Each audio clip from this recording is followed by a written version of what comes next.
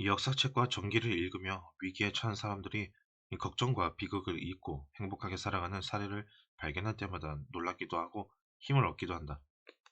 언젠가 싱싱 교도소를 방문했을 때 죄수들이 교도소 밖에 보통 사람들처럼 행복하게 살아가는 모습을 보고 충격을 받았다.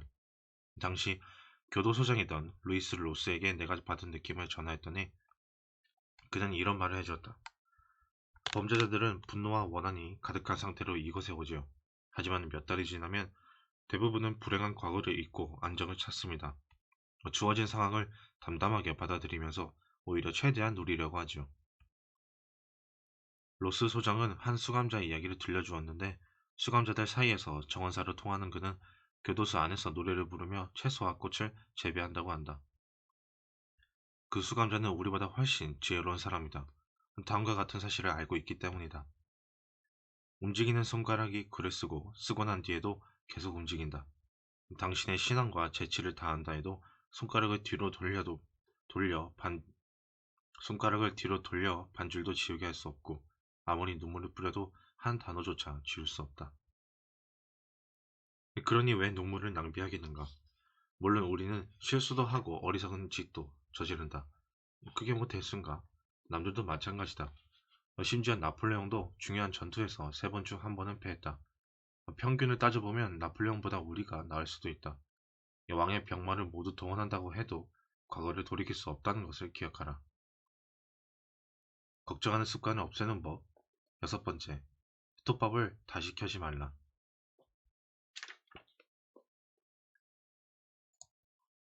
4부, 평화와 행복을 부르는 7가지 자세. 1장, 삶을 바꿔줄 한 문장. 몇 년 전 출연했던 라디오 프로그램에서 이런 질문을 받았다. 지금까지 배운 것 중에서 가장 중요한 교훈은 무엇입니까? 어렵지 않은 질문이다. 나는 생각이 중요하다는 것을 배웠다. 만약 내가 당신이 무슨 생각을 하는지 안다면 당신이 어떤 사람인지도 알 수 있을 것이다. 우리의 생각이 우리를 만든다. 우리의 마음가짐은 운명을 결정하는 가장 중요한 요소다. 에머스는 사람이 하루 종일 생각하는 것, 그것이 바로 그 사람이다 라고 말했다. 그것 말고 사람을 어떻게 규정할 수 있겠는가? 당신이나 내가 해결해야 할 가장 큰 문제, 사실 거의 유일한 문제는 올바른 생각을 선택하는 것이라고 자신있게 말할 수 있다. 그럴 수만 있다면 이미 우리는 모든 문제가 해결되는 길 위에 서 있는 셈이다. 로마 제국을 통치했던 위대한 철학자 마르쿠스 아우렐리우스는 이것을 한 문장으로 정리했다. 우리의 운명을 결정할 그 문장은 바로 이것이다. 우리의 삶은 우리의 생각대로 만들어진다. 그렇다. 행복한 생각을 하면 행복해진다. 불행한 생각을 하면 불행해진다. 두렵다고 생각하면 두려워질 것이고 아프다고 생각하면 병이 들 것이다. 할 수 없다고 생각하면 분명 실패할 것이다. 자기 연민에 빠져 허우적거리면 모든 사람에게 외면당할 것이다. 미국의 노먼 빈센트 필 목사는 말했다. 당신이 생각하는 자신의 모습은 실제와 다르다. 당신의 생각이 바로 당신이다. 모든 문제를 낙관적으로 바라보라고 말하는 것은 아니다. 안타깝게도 삶이란 소설처럼 단순하지 않다. 다만 부정적인 태도보다는 긍정적인 태도를 가져야 한다고 생각한다. 문제에 대해 관심을 가져야 하는 것은 맞지만 걱정해서는 안 된다. 그렇다면 관심과 걱정의 차이는 무엇일까? 나는 교통이 혼잡한 뉴욕의 길거리를 건널 때마다 내 행동에 관심을 갖지만 걱정을 하지는 않는다. 관심은 문제가 무엇인지 깨닫고 침착하게 대처하기 위해 조치를 취하는 것이다. 반면에 걱정은 쓸데없이 쳇바퀴를 그것도 미친 듯이 도는 것이다. 생각이 많은 사람이라면 심각한 문제에 부딪혀도 고개를 꼿꼿이 세우고 옷깃에는 카네이션을 꽂은 채로 걸어다닐 수 있다. 로엘 토머스가 바로 그런 사람이다. 그가 제1차 세계대전의 알렌비 로렌스 전투를 그린 유명한 영화를 발표했을 때 나는 그와 함께한 적이 있다. 토머스와 동료들은 여러 전투 장면을 찍었다. 그 중에서도 아라비아의 로렌스와 그가 이끄는 군대의 화려한 모습을 찍은 사진, 그리고 알렌비의 팔레스타인 정복 장면은 백미로 꼽힌다. 팔레스타인의 알렌비 그리고 아라비아의 로렌스와 함께 라는 제목으로 개최했던 토크쇼는 런던에서 전세계로 뻗어나가며 선풍적인 인기를 끌었다. 토머스가 코벤트 가든 로열 오페라 하우스에서 모험담을 들려주며 전시를 계속할 수 있도록 런던 오페라 시즌이 6주나 연기될 정도였다. 그는 런던에서 세상을 깜짝 놀라게 만든 뒤에도 많은 나라를 순회하며 커다란 성과를 얻었다. 그 후에는 2년 동안 인도와 아프가니스탄에서 머물며 사람들의 삶을 필름에 담았다. 그러나 믿을 수 없는 불운이 계속되면서 일어날 수 없다고 믿었던 일이 벌어졌다. 그가 파산하여 무일푼 상태로 전락한 것이다. 당시에 나는 그와 함께였다. 싸구려 레스토랑에서 형편없는 음식을 목구멍으로 넘기던 일이 아직도 기억난다. 만약 저명한 예술가 제임스 맥비가 돈을 빌려주지 않았다면 그것마저도 먹을 수 없었을 것이다. 이제 이야기의 본론으로 들어가 보자. 로엘 토머스는 엄청난 빚에 시달리고 하는 일마다 끔찍한 실패를 한 다음에도 그런 상황에 대해서 생각만 했을 뿐 걱정하지는 않았다. 그는 자기가 실현에 굴복한다면 채권자들을 비롯한 모두에게 쓸모없는 존재가 되리라는 사실을 알고 있었다. 그래서 아침마다 꽃을 한 송이 사서 옷깃에 꽂고는 고개를 높이 들고 경쾌한 걸음으로 옥스퍼드 거리를 춤추듯 걸어다녔다. 그는 긍정적이고 당당하게 생각했으며 겨우 몇 번의 실패로 자신의 삶이 망가지도록 방치하지 않았다. 그에게 패배란 인생이라는 게임에서 와신 상담의 기회였다. 다시 최고의 자리에 오르기 위해 당연히 거쳐야 할 중요한 훈련으로 여긴 것이다. 생각은 육체적인 능력에도 믿기 힘든 영향을 미친다. 영국의 저명한 정신이학자 헤드필드는 힘의 심리학에서 놀라운 예를 제시한다. 그는 정신적 암시가 근력에 미치는 효과를 실험했다. 세 사람에게 세 가지 조건에서 각각 있는 힘껏 악력계를 주게 하는 것이었다. 일반적인 조건에서 3명의 평균 악력은 45kg이었다. 그런데 3명에게 나는 아주 허약한 사람이라고 체면을 건 다음에 측정했더니 정상적인 힘의 3분의 1에도 못 미치는 13kg이 나왔다. 헤드필드는 세 번째 실험을 했다. 피실험자 3명에게 나는 무척 튼튼한 사람이라고 체면을 건 후 악력을 측정하자 평균 64kg이라는 결과가 나왔다.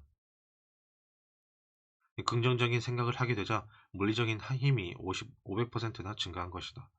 생각은 이토록 엄청난 힘을 가지고 있다. 미국 역사에서도 생각이 가진 마법 같은 힘을 보여주는 사례가 있다. 이 이야기에 대해서는 책을 한 권 쓸 수도 있지만 가능한 한 짧게 요약해보겠다. 남북 전쟁이 끝난 직후 서리가 내리는 10월의 어느 날 밤이었다. 집도 없고 가진 것도 없어서 여기저기 떠들던 한 여성이 매사추세츠주 에임즈버리에 살고 있던 퇴역 함장의 아내 마더 웨스터의 문간을 두드렸다. 이 웨스터가 문을 열자 몸무게가 45kg이나 나갈까 싶은 깡마른 몸매 연약한 여성이 두려움에 질린 모습으로 서 있었다. 자신을 글로버라고 밝힌 이 낯선 여인은 밤낮으로 자신을 괴롭히는 문제에 대해 생각하고 해결하기 위해 머물 곳을 찾는 중이라고 말했다. 그러자 웨스터 부인이 대답했다. 여기서 머물지 그래요? 이 큰 집에서 저 혼자 지내고 있거든요. 이 글로버 부인은 마더 웨스터의 사위인 빌 앨리스가 휴가차 뉴욕에서 찾아오지 않았더라면 그곳에 계속 머무를 수 있었다. 하지만 빌 앨리스는 글로버 부인을 보자 이렇게 소리치며 그녀를 집 밖으로 쫓아냈다. 이 집에 노숙자를 들일 수는 없어요. 밖에는 비가 휘몰아치고 있었다. 그녀는 몇 분 동안 비를 맞으며 떨고 있다가 머물 곳을 찾다 다시 길을 떠났다. 빌 앨리스가 집에서 쫓아냈던 그 노숙자가 누구인지 아는가? 훗날 그 어떤 여성보다 인간의 사고에 커다란 영향을 미쳤으며 수백만에 달하는 추종자들이 메리 베이커 에디라고 부르는 사람, 곧 종교단체인 크리스천 사이언스의 설립자 에디 부인이다. 당시 그녀의 삶에는 질병, 슬픔, 비극이 가득했다. 이 첫 번째 남편은 결혼 직후 사망했고 두 번째 남편은 유부녀와 바람나서 그녀를 떠났다. 그는 결국 구빈원에서 생을 마감했다. 그녀에게는 아들이 하나 있었는데 가난과 질병과 질투 때문에 4살배기 아이마저 빼앗겼다. 이후 아이의 소식을 들을 수 없었고 그로부터 31년이 지난 후에야 다시 얼굴을 볼 수 있었다. 건강이 좋지 않았던 에디 부인은 오랫동안 자신이 정신치유의 과학이라고 불렀던 것에 관심을 두기 시작했다. 그러다가 극적인 전환점이 되었던 사건이 매사추세츠주의 린에서 일어났다. 어느 추운 날 그녀는 거리를 걷다가 미끄러져 차가운 길바닥에서 의식을 잃었다. 척추를 다쳐서 몸에 심한 경련이 일었다. 의사들조차 각망이 없다고 여겼으며 기적적으로 살아나도 다시는 걷지 못할 것이라고 진단했다. 죽음을 앞둔 상태로 병상에 누워있던 그녀는 가지고 있던 성경을 펼쳤다. 그리고 신의 인도로 마태복음 9장의 몇 구절을 읽게 되었다. 침상에 누운 중풍병자들을 사람들이 데리고 오거늘 예수께서 중풍병자에게 이르시되 작은 자야 안심하라 네 죄 사함을 받았느니라. 일어나 네 침상을 가지고 집으로 가라 하시니 그가 일어나 집으로 돌아가거늘 그녀는 예수의 말씀이 자신에게 놀라운 힘과 믿음과 치유력을 불어넣어 당장 침대에서 일어나 걸을 수 있게 되었다고 말했다. 그때의 경험은 마치 뉴턴의 사과처럼 순식간에 저와 다른 사람들을 건강하게 만드는 법을 깨닫게 해주었습니다. 모든 인과관계는 마음에서 비롯되고 모든 결과는 마음의 현상이라는 것을 과학적으로 확신하게 되었습니다.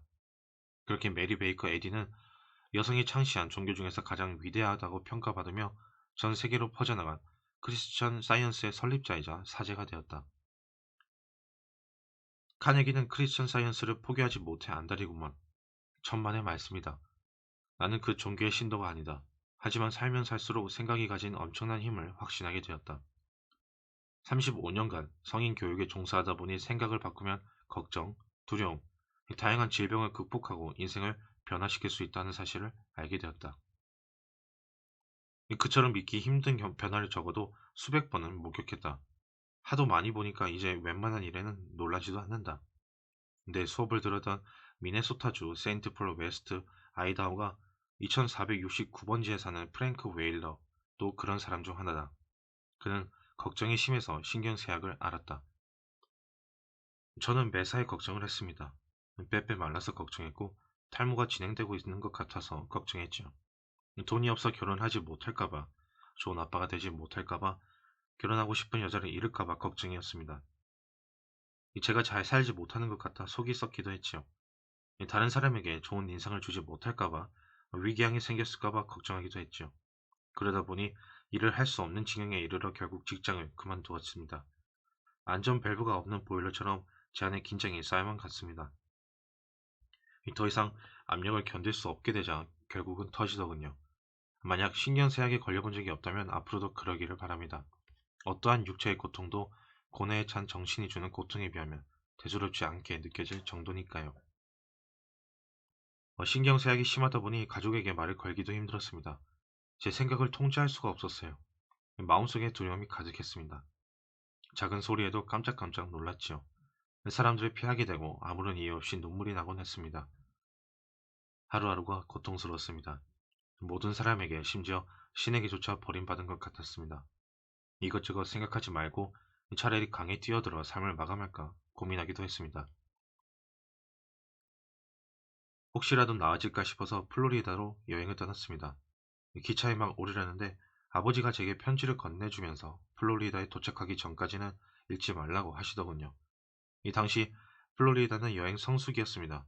호텔을 잡을 수 없어서 차고에 붙은 방 하나를 얻었습니다. 마이애미의 부정기 화물선에서 일자리를 구해보려고 했지만 뜻대로 되지 않았어요. 해변에서 할 일 없이 시간만 보냈습니다. 집에 있을 때보다 더 비참했습니다. 그러다가 저는 아버지가 무슨 말씀을 하셨는지 궁금해 편지를 펼쳤습니다. 이렇게 적혀 있었습니다. 아들아, 너는 이제 집에서 2400km 떨어진 곳에 있겠구나. 하지만 집에 있을 때랑 별반 다르지 않지? 그렇게 생각하는 이유는 네가 모든 문제의 원인을 거기까지 가지고 왔기 때문이란다. 그 원인이란 바로 너 자신이야. 네 몸이나 정신에는 아무런 문제가 없다. 네가 맞닥뜨린 상황이 너를 그렇게 만든 것도 아니지. 문제는 네 생각에서 비롯된단다. 사람이 마음속으로 생각하는 것, 그것이 바로 그 사람이다. 네가 이 말을 깨닫게 되면 집으로 돌아오너라. 이미 너는 다 나았을 테니 말이다. 아버지 편지를 읽고 나서 화가 났습니다. 저는 훈계가 아니라 동정을 바랬기 때문이죠. 그래서 다시는 집에 돌아가지 않기로 결심했습니다.